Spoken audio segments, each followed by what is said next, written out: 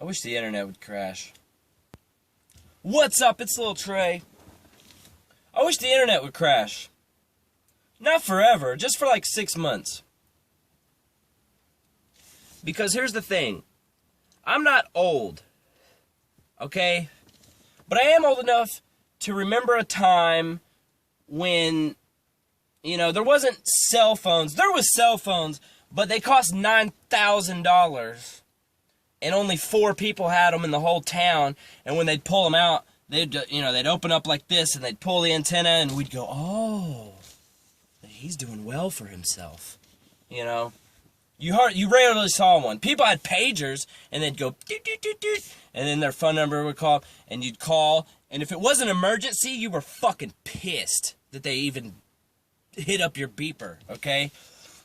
Anyway, we had technology. But it was the rough drafts. It was fucked up, okay? Like, we had a computer, but it was it was massive, and it was on a desk, and it was in the living room where everybody else was. And you'd log on, it would take you 18 minutes to log in, and the internet was slow as fuck. And 18 minutes, you'd log in, you'd go to AOL, get on Messenger on there, and you'd start a conversation with some random person halfway across the fucking planet.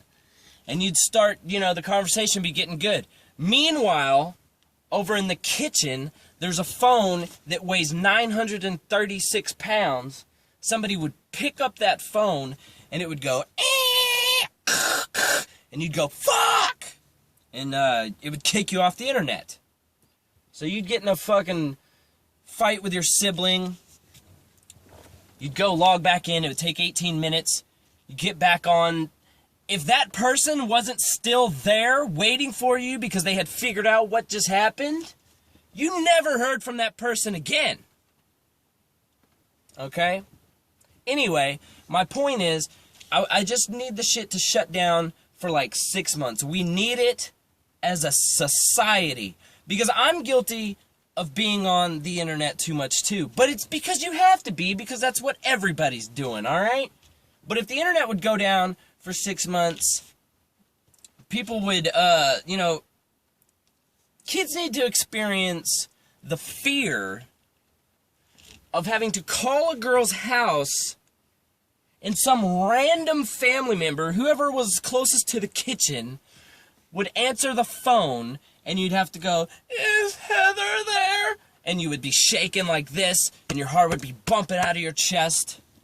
Because it took you 6 weeks to get that phone number. Girls weren't just giving up phone numbers just willy-nilly back in the day. You had to work for that shit. And sometimes you'd meet a girl whose dad he liked to fuck with people that would call because he thought it was funny. Knocking on doors. That's another thing that today's kids will never experience, because you got texting and instant messaging, and they just pull up and they text. You used to have to get out of the car.